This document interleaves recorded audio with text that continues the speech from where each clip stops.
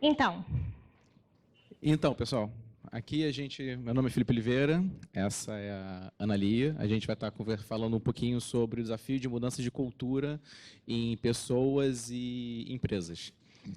Então, falar um pouquinho sobre as nossas experiências, quer dizer, a gente colocou muita coisa nos slides, mas a gente vai contar algumas experiências que a gente teve. A gente meio que teve essa ideia junto, porque a gente conversando no corredor falou assim, gente, mas caramba, isso é tão difícil, isso acontece, como é que a gente lida com isso, o que a gente faz? Porque assim, mudança, gente, é difícil. Vou falar. Qualquer mudança que seja. A gente não está acostumado. A gente está acostumado com a nossa rotina, né? O dia a dia.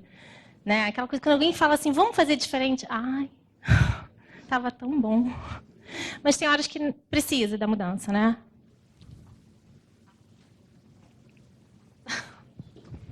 Então, a gente inverteu um pouquinho os papéis e quem vai estar apresentando a Analia nesse ano sou eu. Então, a Analia, eu acho que é a pessoa que tem mais certificação que eu conheci na minha vida. Ela literalmente fez todas as certificações da K21, mais ainda a de Six Sigma. Tem 2 filhas, um cachorro. Cacau. Um marido, que é o David. É, o sócio que eu pego.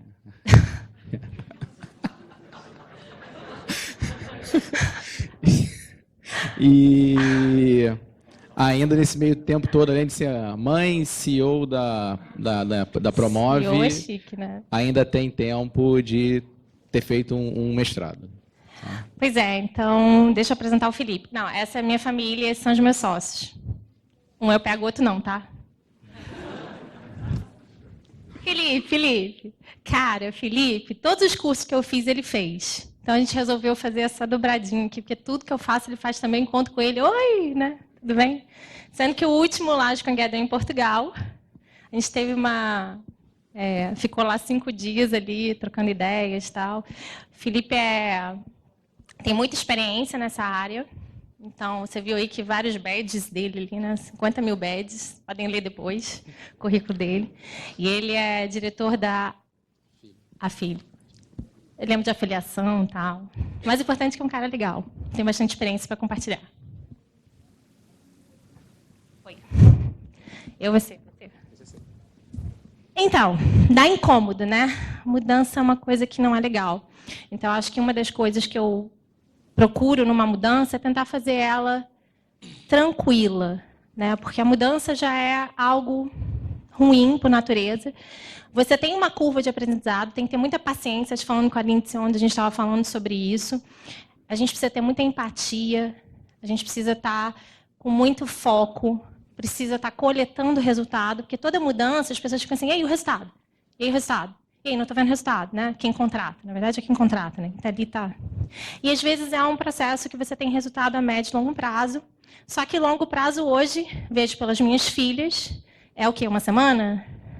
Hoje em dia é assim, né? Minha filha é mais nova, mais velha, tudo que é para ontem. Né? Então, a gente tem que tomar muito cuidado com isso. A gente tem uma incerteza, porque, pelo que aprendi nesses anos, aí, a gente vê que cada cultura é uma cultura. Então, a gente tem vários frameworks ali, várias coisas que a gente pode usar em alguns casos. Então, não tem uma bala de prata. Então, e a gente tem o medo de não dar certo. E é o pior, né? Quando você diz assim, implantei isso, não deu certo, lá vem de novo você com essa história de agilidade. Não dá certo. Já vem você de novo falando com isso. E aí, depois, para você retomar a confiança, demora. Você. Então, o que a gente está querendo conversar hoje não é falar de processo. Não é o clássico, quando você está falando de agilidade, então, quero sair de Waterfall e eu estou querendo trabalhar com Scrum ou com Lean ou o que for. A gente está querendo agora em relação à cultura. Ágil se vende de maneira muito, muito fácil. Todo mundo que quer entregar mais rápido, quer ter menos custo, só que o mercado ele enxerga só uma pequena fatia. O pessoal não tem hoje uma visão do que é o mindset ágil, de como é que você trabalha isso dentro de pessoas. E são pessoas que montam empresas. Então, são decisões de pessoas sempre. Cultura organizacional depende de pessoas interessadas em querer mudar. Então, Normalmente, quando você tem essas decisões, você pode ter uma decisão que está sendo embasada, não é uma decisão onde você está envolvendo o técnico. Às vezes, quem está construindo a solução, ele não está participando nem do processo do que vai ser feito. E, com isso, você tem uma consequência, que é uma decisão, muitas vezes, política, e não uma decisão fundamentada no ROI de uma entrega, uma priorização que faça sentido para o negócio, e sim porque alguém decidiu para. E isso acaba virando um pequeno dominó.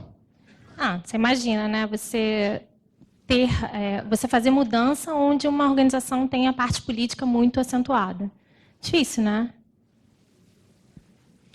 E aí você está nessa cascata que está acontecendo, você tem uma decisão que você não participou, no qual é imposto para você um prazo de uma solução técnica na qual você não participou em relação a como ia você poder construir. Você está passando por um time, um prazo e um pedido de uma história que ele não tinha nem conhecimento do que realmente precisa ser feito. E, às vezes, esse prazo é verdadeiro, cara. Às vezes, a gente tem que atender uma legislação. Quem já não sofreu por isso? De ter que atender um prazo por uma questão de legislação, tem que atender um prazo por uma questão, às vezes, até política, que mantém a empresa, a sustentação da empresa. Então, isso acontece, gente. Existe a cobrança do prazo. Então, a gente tem que entender que é fato. A gente precisa saber lidar com isso. Essa é ótima. Quem nunca? Você hoje estava querendo fazer isso comigo, de manhã. Então, quando você está recebendo já a pressão, você já tem um pedido que você não participou da ideia, você não tem uma ideia em relação ao prazo que foi imposto, e a consequência, você tem cada uma das pessoas do time se dando o direito de cobrar o outro de uma maneira agressiva. A gente se torna agressivo, né? A questão da pressão, né? Isso é uma coisa comum acontecer. Quem nunca quis pegar alguém e enforcar? Vai lá. Ninguém, né? Todo mundo já quis enforcar alguém, né? Caraca, meu Deus, está pedindo para fazer impossível. E aí o que acontece com o time? Cara, você passa isso e as pessoas se sentem impressionadas. E é impressionante como quando a gente está nesse clima, né? Como a gente tem vontade de fazer isso, jogar alguém na parede, né? E numa cultura organizacional, principalmente uma cultura que é muito comum em relação a... muito hierárquica no Brasil, o que acontece em cima vai refletir para baixo. Então, se você tem um gestor, se dá o direito de ter uma comunicação agressiva, as pessoas embaixo vão achar que tem o direito também. Então... valorização das pessoas. Isso é bem sério, né? Eu acho que uma coisa que a agilidade trouxe é o tal do pensar nas pessoas. Eu sempre falo que os valores da agilidade são melhores de qualquer framework aí, que é a questão de você valorizar. Se sentir desvalorizado é horrível. Se sentir que você está ali meio que aquela coisa do fora do... Alguém já sentiu isso? Tipo assim, onde que é meu lugar aqui? Eu estou fazendo alguma coisa. É bom você chegar no dia e se sentir valorizado. Cara, eu fiz uma coisa legal. Legal você fazer aquilo que você gosta, você saber que você está contribuindo para um determinado objetivo, uma determinada...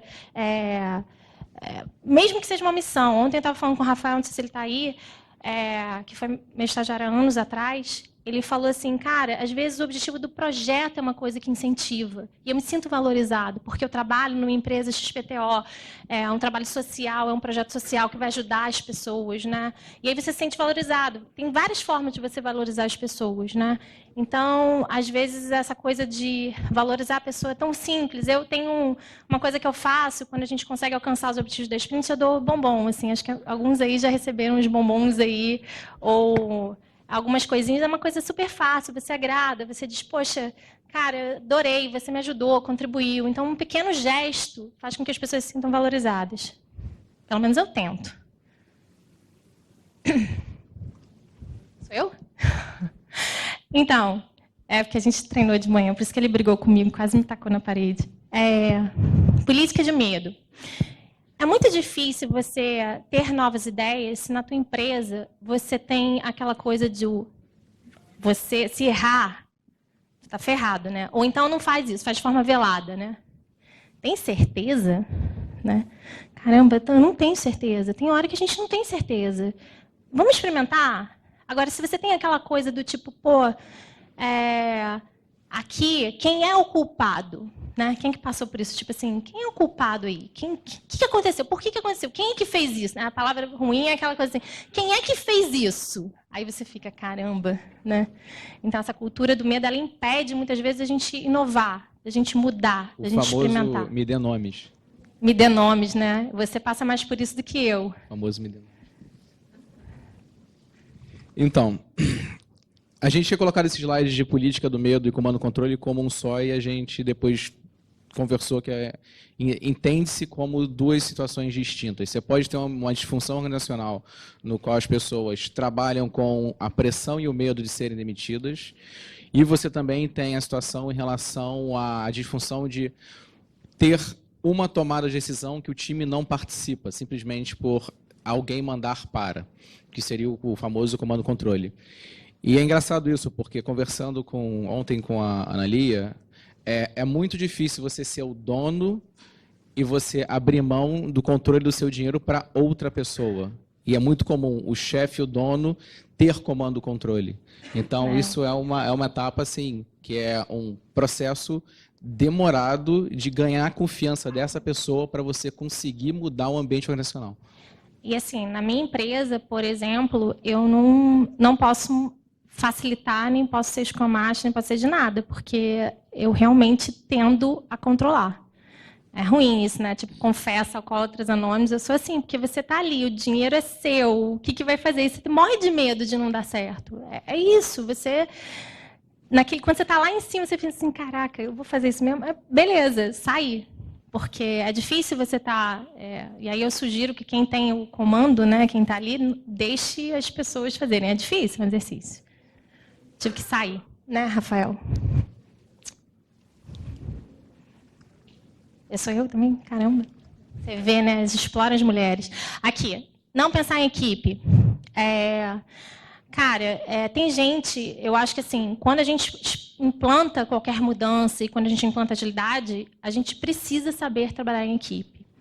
Cara, é uma mudança de paradigma. Estava falando com um dos meus clientes ontem, a gente fez um call de manhã, e aí ele falando, Nalia, não pode... Vamos fazer o seguinte, eu acho que dá mais certo se cada um pegar um post-it e fazer... Oi? Né? Quebrar o paradigma, todos juntos. Vamos ver, cada um pega aquilo que tiver. Cara, essa é a pior mudança, eu acho que é a mais difícil de fazer. A gente está sempre esperando, né, alguém dizer o que a gente tem que fazer. Né? Então, pensar em equipe é uma mudança de paradigma. Né? A gente está acostumado a ter herói, né? A gente ser o herói, apagar o incêndio, a gente pegar para a gente. Pensar em time, pensar em equipe, fazer as coisas junto, é uma coisa que demora. Não é fácil. Você está falando de problema, né? Então, que ela já puxou, tem muita organização que é baseada na desorganização. Que é basicamente, é comum você ter um dia a dia que é apagar incêndio, ao invés de você ter um planejamento em relação ao que você quer fazer para frente. E acaba tendo pessoas que viram as pessoas chaves, que são os apagadores de incêndio oficiais, que viram os pequenos heróis dentro daquela organização. Quem já não teve essa sensação de que não fez nada, fez um monte de coisa e não fez nada? Cara, tu apagou o incêndio o dia inteiro. O que eu fiz? Nada.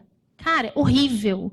Uma sensação do tipo, caramba, quando é que eu vou fazer alguma coisa? Essa é boa, essa é minha? Ou então do tipo, por que você não fez isso? Eu? Eu tinha que fazer isso? Onde é que está escrito? Né? Eu tenho que fazer isso? É a minha vez? Eu? Tem certeza? Então, aí a gente mostrou várias opções de situações de disfunção que são situações reais que a gente já conviveu no dia a dia e a gente agora vai dar, baseado nos 4 pilares do Manifesto Ágil, como que a gente lidou nessas situações com experiências práticas de soluções nossas. A gente às vezes esquece os valores, né? Que eu falei bem no início, né? Que os valores ágeis são mais importantes de qualquer framework, né? Então, às vezes a gente esquece que a agilidade não é só o Scrum, né? A gente tem várias outras frameworks, né? Você tem o Scrum Management 3.0, você tem as técnicas de facilitação, você tem o Kanban, você tem o Lean, você tem várias outras coisas que você pode usar. São umas caixinhas de ferramentas. E nem sempre a cultura daquela empresa, você pode usar o Scrum. Sim, ok. Mas isso não quer dizer que eu não sou ágil, né? E aí a gente volta, muitas vezes, a pensar, isso não está certo. Como assim? O que é certo e errado na agilidade, né? Eu fico me questionando isso o tempo todo. Vamos voltar aos valores? Indivíduos, interações, mais que processos e ferramentas, pessoas. Eu sempre vou achar que esse é o principal valor, pessoas. Software em funcionamento, mais que documentação abrangente, mais que. Colaboração com o cliente, mais que negociação de contratos, mas tem um contrato, né? Muitas vezes a gente tem um contrato, tem que seguir o contrato. E aí? Faz o que se eu tenho um contrato? Desisto da agilidade ou desisto de fazer? Porque eu não tenho um mundo ideal? Quem é que tem um mundo ideal? Aqui é o que eu estou curiosa a saber. Quem tem um mundo ideal com todos os possíveis papéis? Quem tem esse mundo ideal hoje? Quem consegue realmente ficar no purismo da agilidade? E responder a mudanças mais que seguir um plano. A gente conseguir responder às mudanças. Só que tem um detalhe, como a Ana Lia mesmo comentou. Existe a palavra mais que. Não é excludente. Ainda tem processo, ainda tem documentação, ainda tem contrato, e ainda tem um norte que você quer estar seguindo. Você tem um objetivo. Não é simplesmente, vou responder a mudança, mas eu não tenho ideia de onde eu vou chegar. Eu tenho um objetivo. Você tem um lugar que você pelo menos tem uma ideia de onde você quer chegar. A parte bonita ele vai falar. Então, mindset, hoje em dia, quando você está pensando, tem duas pessoas que eu uso muito como referência, que é a Linda Rising e o Simon Powers. Esse gráfico, ele é conhecido como o Agile Onion, é a cebola ágil, ela está em camadas. Você tem, num ambiente, por exemplo, de comando-controle, você consegue ter ferramenta e processo em relação a... Cara, ok, existe um chefe, mas o pessoal usa o Jira, o time de TI usa Scrum, porém é dentro só de um universo pequeno, não é organizacional e não são todas as pessoas da empresa que têm aquele conhecimento. No momento que você está pensando já em valores e princípios e práticas, você já tem que ter uma vontade dessas pessoas e da estrutura organizacional em mudar para isso. Não adianta você ficar preso a só você ter papéis e ferramenta. E você, para chegar no teu nível mais maduro o suficiente, que eu diria que é você ter o mindset, é você trabalhar de uma maneira onde você errar não é errado. O errar é uma oportunidade de aprendizado. E está todo mundo querendo aprender junto e crescer junto como um coletivo. E se as pessoas da empresa pensam dessa maneira, você pode falar que a empresa tem um mindset ágil porque as pessoas pensam dessa maneira. Eu erro o tempo todo. Eu adoro gamification, né? Fui implementar gamification com um monte de coisa e tal. Estava super motivada, né? Aí o meu time falou, mas esse jogo aqui está parado. Eles foram mexendo no jogo, tá um negócio de corrida lá, tá melhor do que eu fiz. Né? Então, assim, caraca, por que eu não fiz isso antes? Mas é um aprendizado, né? Eu acho que quem tem que definir o jogo é quem joga. Né? Seria legal, né? Aí eu aprendi isso. Ih, caraca. Tá, conselho. Seja tartaruga, seja constante. A gente não consegue abraçar o mundo assim rápido. Muitas vezes, eu tenho até um exemplo aqui, que eu lembro que a gente estava numa discussão, não, porque tem a fila, tem a esteira, tem um backlog enorme. Eu estava até conversando com alguém, eu não lembro com quem, no corredor agora. Cara, eu usei Gucci. Alguém conhece Gucci, gravidade, urgência e tendência? Lá dos tempos dos primórdios. Caramba, para priorizar a fila de sustentação. Cara, o backlog ele já caiu pela metade. Porque não tinha urgência ou a tendência era manter a mesma coisa que é hoje. Consegue conviver? Consegue. Acaba, bota por fim.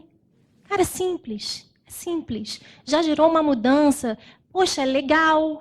Né? Ou seja, vamos fazer aos poucos. Aí, conceito de priorização. Né, valorizar onde está o problema primeiro.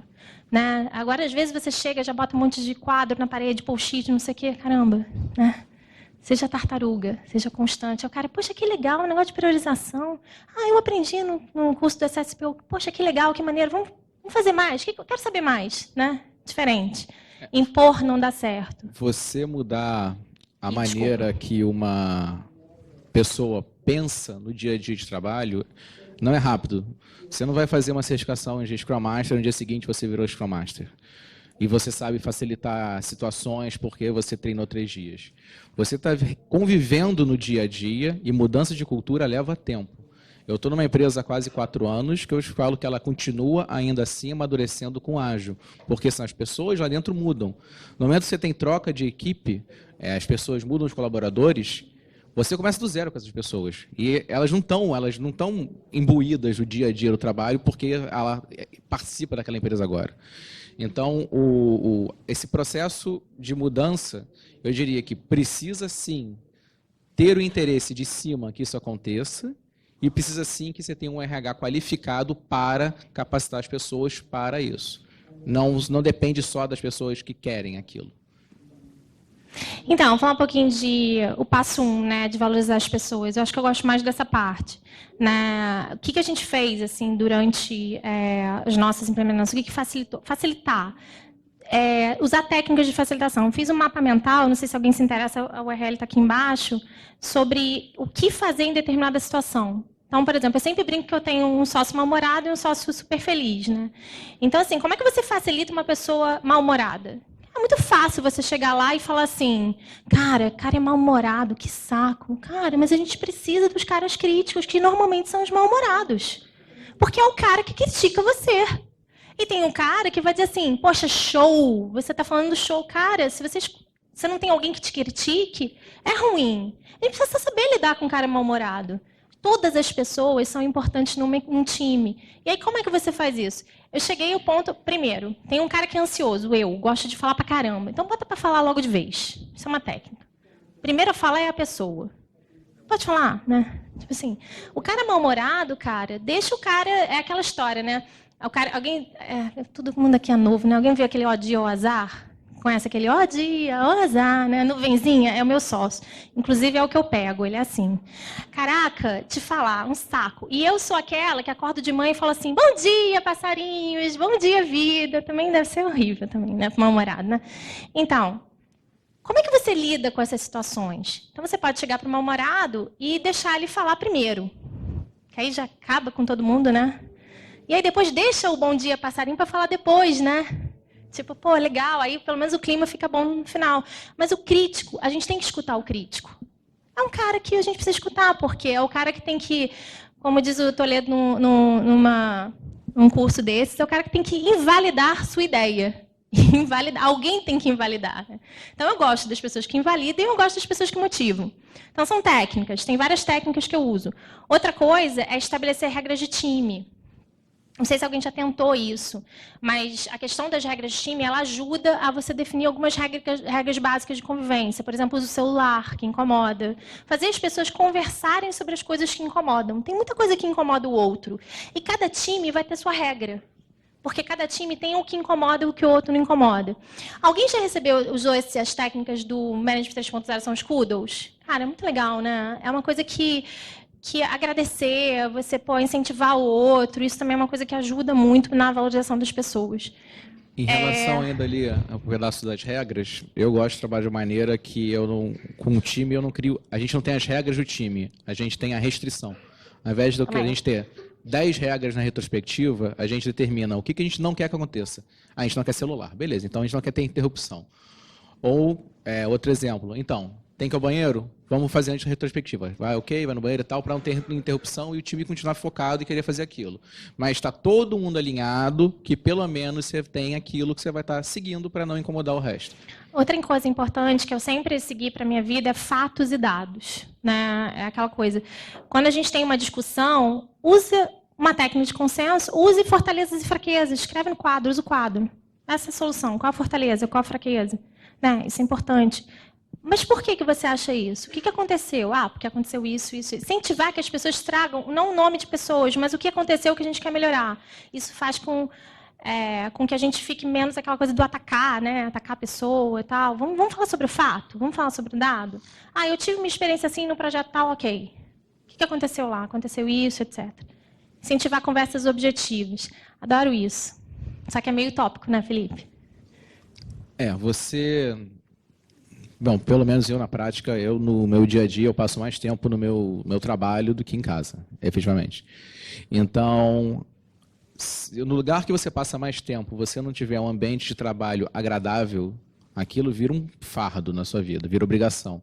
E trabalho não necessariamente precisa ser obrigação, trabalho pode ser algo prazeroso. E você tem um ambiente, que você cria um ambiente agradável de trabalho, que as pessoas estão trabalhando felizes, elas efetivamente são mais produtivas. Então, eu gosto muito de usar climas leves, né? Mas tem organizações que às vezes não tem aquela coisa do clima leve, usar figurinha, né? Nem todo mundo gosta de usar caricatura e tal, tem pessoas mais sérias. Não precisa ser nada de assim, né? Do tipo feliz, lindo, não precisa ser igual a Analia, né? Pode ser uma coisa meio termo, né? Então, assim, a gente pode deixar as coisas claras, visíveis. As pessoas gostam, eu gostei muito de uma frase que a tua expectativa, foi a Lindsay que usou em uma vez, é igual a sua felicidade é igual à sua expectativa. Né? Então, se as coisas estão claras, se, por exemplo, quem decide o seu salário é o seu gerente, que isso fique claro, não é você. Né? Ou então, até aqui você pode ir, que é o Delegation Poker do Management 3.0. Eu gosto daqueles níveis, porque te mostra, que tira aquelas cercas invisíveis, do tipo assim, eu posso falar com fulano sobre isso? A gente não sabe, né? Então, não, fala não, que ele está de mau humor, né? Você hoje não pode falar com ele. Ou então, não, hoje você fala com fulano. Caramba, a gente perde um tempo com esse negócio de político, para onde você vai, para onde quer ir. Cara, é só você fazer uma tabelinha super simples, ou bota a carinha, ou bota o nome. Quem é responsável por isso? Acabou. Vai melhorando aquela tabelinha, né? Acho que eu botei ela aqui. Botei. Alinhar as coisas, deixar claro. Muitas vezes, só você usando uma tabelinha como essa, por exemplo, você fica claro o que você quer, né? Fica claro o que você precisa tomar decisão, quem você precisa envolver. Cara, é simples. Bota ali. Não quero usar figurinha? Não precisa. Bota claro para todo mundo. Né, isso melhora. Né? Quais são os critérios de dano? O que é importante ter num determinado momento? Né? Isso é importante, você definir claramente o que é o quê. Quando você dá visibilidade, a sua expectativa, você já sabe o que está certo ou errado. Fica claro a sua expectativa. Quem que eu tenho que procurar, o que eu tenho que fazer. Isso faz que as pessoas se sintam valorizadas. Eu gosto muito de usar isso aqui. Outra coisa que eu gosto muito... Nossa, eu estou falando muito agora, né? Cara, gostei muito da palestra, não sei se vocês assistiram do Samuel ontem. Melhoria contínua, o tempo todo. Muitas vezes a gente fala assim, pô, o time... Cara, não preciso mais fazer retrospectiva. Não precisa dar nome de retrospectiva, gente. Assim, eu não fico presa aos nomes. No café, você pergunta como é que tá o negócio, usa métricas. Quando tem, por exemplo, um problema... Alguém já usou a técnica do Stop the Line, do Kanban? Do Lean? Alguém já usou? Stop the Line é bem legal, porque assim, deu um erro, vamos falar sobre o erro. Deu problema, vamos conversar. Não é um problema ter um erro. Vamos conversar sobre isso. O que a gente pode fazer para aquilo não seguir em frente? Muitas vezes a gente pode fazer algumas tarefas de integração, que é o Energize, né? Você energizar as pessoas, fazer com que o clima fique bom. Cara, não é fácil a gente colocar alguma coisa em produção. Alguém já sentiu frio na barriga para colocar coisa em produção? Quando a gente está falando de TI? É uma coisa que dá medo, gente. Caraca, a gente nunca vai conseguir um software botar em produção, sendo que o software tenha 0 defeito. Gente, quem tem essa utopia ainda que é 0 defeito? A gente não existe. E a gente fica com o maior medo de ser naquela funcionalidade, caraca, quando você vai botar em produção, gente, será que eu fiz o que eu tinha que fazer? Será que eu testei tudo? Ainda mais quando a gente tem uma situação híbrida, gente, é ótimo, é lindo a gente falar que é tudo automatizado, né? Do início ao fim, né? É lindo a gente falar isso. Mas tem tecnologias que a gente tem que manter, principalmente sustentação, que a gente não tem como fazer o retrabalho. Custa, é grana. Como é que a gente faz isso? Né? Começa a cultura, como é que a gente faz? Dá um frio na barriga. Então, a gente precisa ter esses momentos de integração, de meio que, né, dar uma melhorada para o time se manter integrado. Né? Você, quando pega e fala melhoria contínua, todo mundo acha que a gente está falando de continuous integration, de processo automatizado de deploy. As pessoas esquecem que melhoria contínua é a maneira que você trabalha e a maneira que você se porta junto ao coletivo. Então, você ter o consenso e o grupo funcionando junto é uma melhoria contínua também no dia a dia. Eu adoro, assim, às vezes a gente tem meio que ser intuitivo, né? As mulheres dizem que tem um 7º sentido aí, né? Mas, às vezes, a gente precisa ter intuição. Às vezes, a gente olha lá, entra lá, não sei se alguém viu a palestra ontem do Samuel. Cara, foi muito boa. Eu me identifiquei muito, né? Você chega no hora do café, cara, a pessoa está, sabe, chateada, você não fala, né? Tem que usar um pouco dessa intuição para melhorar, né? Eu acho que melhoria contínua está em todos os cantos, né? Eu acho que assim, na hora de você implementa, você está conversando, está vendo o que está acontecendo, está mostrando métricas, e as métricas têm que estar visíveis, né? Para você saber, para melhorar, né? Adaptar. Caramba, esse é o segredo. Não deu certo, cara? Vamos embora. Vamos adaptar. Mexe, né? Gostei ontem da palestra onde o Samuel falou assim, caramba, a tabela de ligação, acho que tem um cliente meu que mexeu nessa tabela, botou 3, 4, tem outro que não tem esses itens, tem outros, não tem 2 caras, tem uma. Cara, adapta, não dá certo, não se prende, né? Eu acho que o mais importante eu estou indo errado. É não se prender em tentar resolver os problemas, valorizar mais as pessoas do que, né, ver aquilo que se adequa naquela cultura. Quais foram as dificuldades que a gente achou nisso? Então, quando a gente está falando de cultura, a gente está falando de pessoas, só que nem sempre você tem controle ou acesso ao time ou à equipe que está fazendo isso. Você vai ter que lidar com o terceiro. Você também tem umas situações que o teu time no coletivo não vai conseguir resolver o problema porque ele não tem conhecimento e você está contratando um especialista. Posso trabalhar aí? Tem alguém da Oi aí? Não. A Amanda lá, não tem. A Amanda lá fez um trabalho muito legal de DevOps com terceirização, né, de gamification lá, com terceirização para poder motivar o terceiro também. Eu achei muito legal quando eu fui lá visitar, achei muito bom. Então, isso é uma forma de você estar sendo parceiro e conseguir incentivar o lado de lá, que você não tem controle com as pessoas que estão no teu terceirizado. Então, isso é um problema. Como é que você motiva o seu terceirizado, as pessoas que estão trabalhando para você, que não são da sua gerência? Desculpa. Você está falando também em relação a... Você quer fazer uma mudança de cultura e está falando de pessoas. Só que você está sendo cobrado com resultado a curto prazo. Mudança de cultura não é rápida. Isso é um processo de constante aprendizado que leva tempo. E aí você também tem situações no qual você não tem controle sobre as disfunções que acontecem dentro da empresa. Digamos, você tem um chefe super comando controle, porém você pode tentar adaptar e aprender a ler a situação e entender, se colocar na posição do outro. Isso facilita muito o convívio. Uma outra coisa, né, que eu vejo muito é quando você contrata um terceiro, parece que o cliente ele larga o terceiro, né? Assim, agora contratou, tudo bem. Por que não fazer uma reunião para adaptar? Mostrar a tabela de delegação. Onde eu vou, onde você vai. Vamos deixar claro as cercas. Até aqui você decide, quando tiver esse problema ou não. Funciona. Né? Funciona esse papel de parceria, né? Que se a gente puder ter. Né? Outra coisa que o pessoal acha que, assim, poxa, tenho agilidade, eu não tenho CMMI. Né? É palavrão aqui. Se eu falar CMMI aqui, é um palavrão para todo mundo aqui. Não, Sally? Mas não é isso. Às vezes a gente precisa de uma norma, a gente precisa exportar, a gente precisa de uma normalização, e isso não quer dizer que a gente tem que abandonar a agilidade, gente. Eu fico em desespero. E nem isso quer dizer que eu não posso ter um Gantt. Né? Eu estava falando com o Samuel aí na... Eu falei assim, gente, às vezes assim, eu abro o Project, porque eu não tenho outra ferramenta, eu abro o Project meio escondido, né? Fico ali. Porque às vezes eu preciso fazer um Gantt, eu tenho que envolver outras áreas. Né? O que é o Kanban de portfólio? É um Gantt. O que tem? Aí eu fico olhando para o lado, ninguém está me ouvindo, vendo aqui, abrindo o projeto rapidinho, para poder ver, para poder avisar as áreas. Às vezes eu estou num projeto envolvido que eu tenho que avisar um monte de área. E aí? O que eu faço? Como é que eu faço isso? É um Gantt. Enfim, são esse tipo de coisas que a gente precisa entender que existem. Né? E a gente precisa abrir mão de coisas, de frameworks, coisas que a gente aprendeu, que a gente leu, para a gente poder resolver. Você pode estar trabalhando com o governo e ter que seguir algum tipo de norma ou regra, alguma ISO em relação a isso. E não necessariamente você vai conseguir ser ágil da maneira que você gostaria, em função de regras do governo mesmo. E muitas vezes a gente tem aquela coisa, pressão para resultado a curto prazo.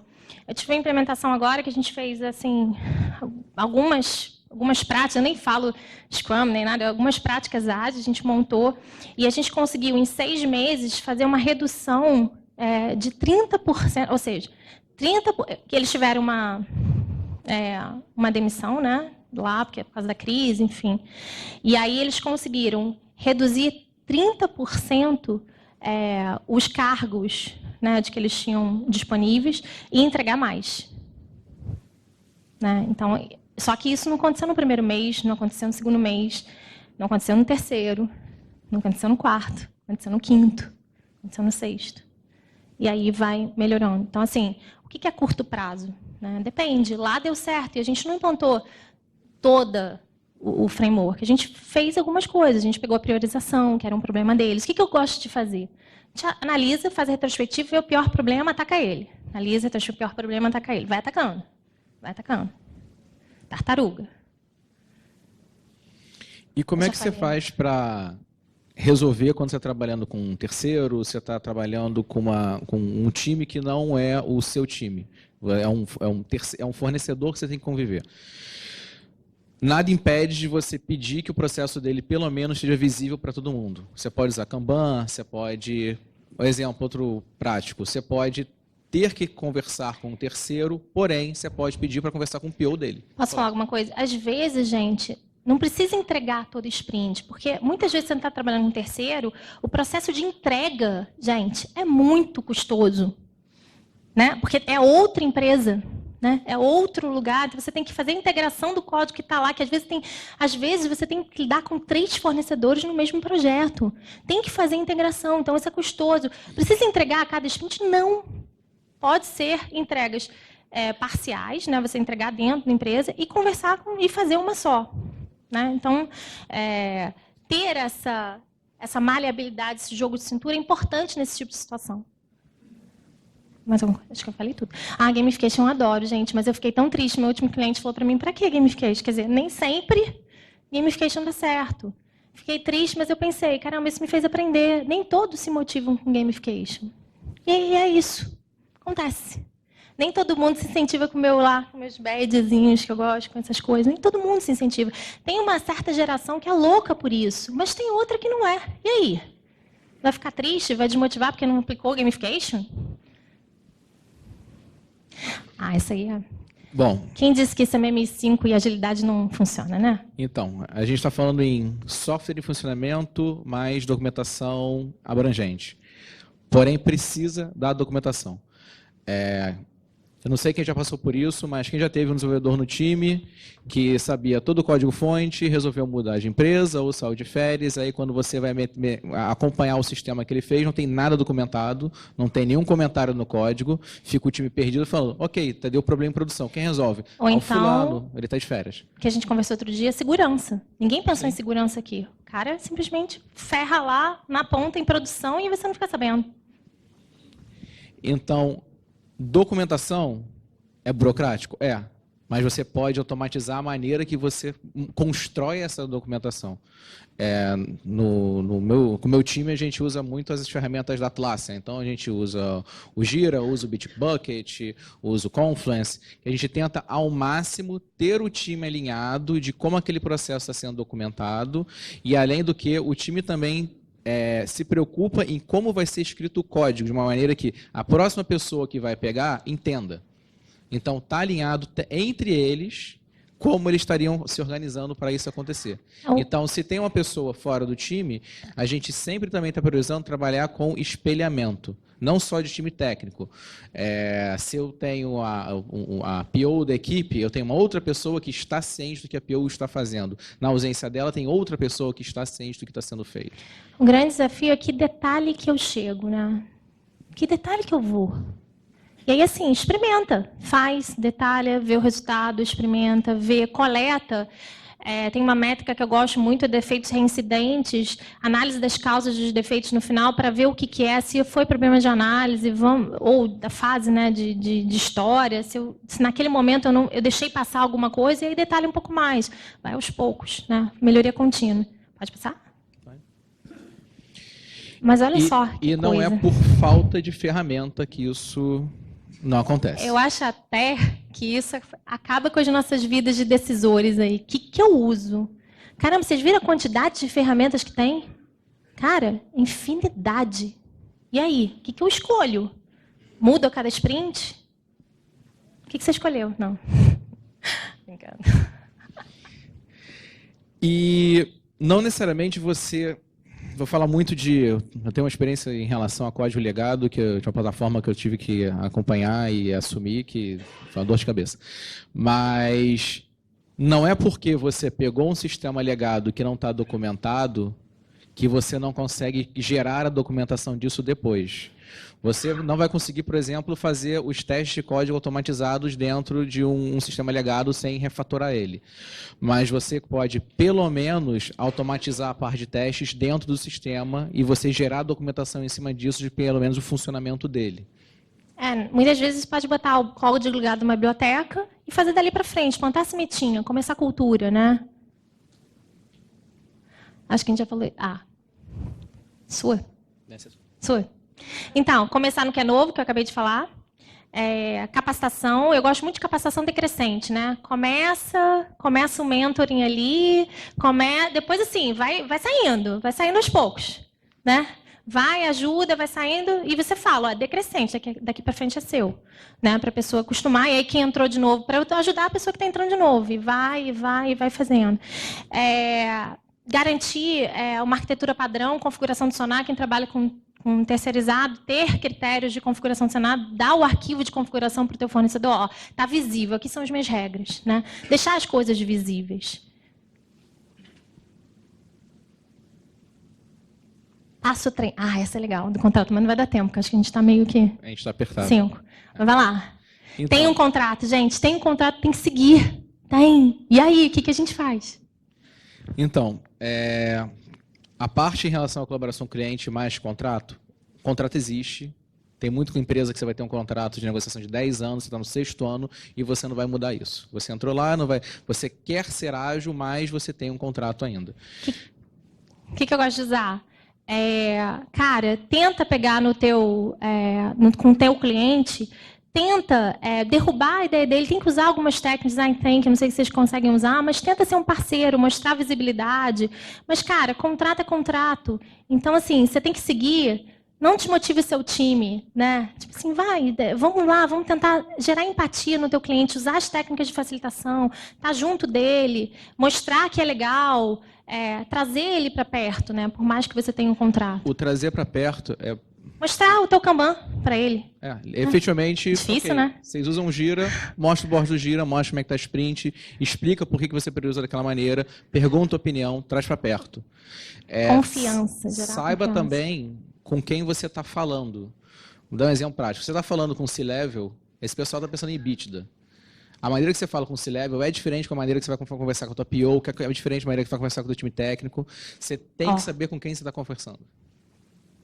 Então, tentar, por mais que você tenha restrições tecnológicas, às vezes seu cliente, eu não sei se alguém já passou por isso, mas eu do lado do fornecedor, o cliente às vezes exige vários formatos, várias documentações, várias coisas, e você fica perdido com aquilo.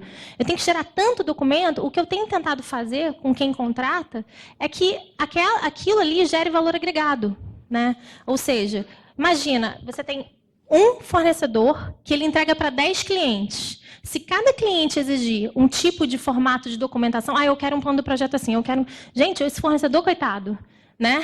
Fica em desespero. E, ao mesmo tempo, eu sei que o cliente precisa daquele ativo. Então, é tentar conversar, é tentar chegar a um denominador comum para que tenha coisas que tenham valor agregado. E, realmente, na minha opinião, um plano do projeto não é valor agregado. Espera aí. Deixando bem claro, o plano de projeto para você pedir para o teu fornecedor entregar o plano de projeto dele, né? Deixando bem claro. Diferenças culturais, time geograficamente distribuído. Então, eu tive uma experiência já algumas vezes trabalhando com fornecedor na Coreia do Sul, com fornecedor na Índia, fornecedor na França. Fuso horário faz diferença. A diferença cultural faz diferença. Feriado em outro lugar faz diferença.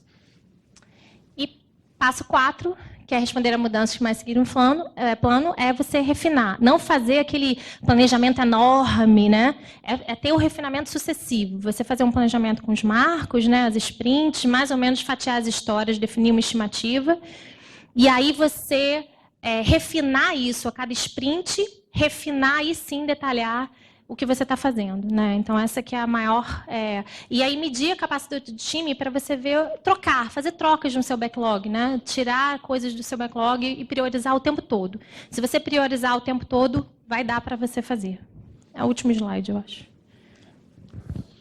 Em relação a isso, o que você pode ter de situações para te atrapalhar?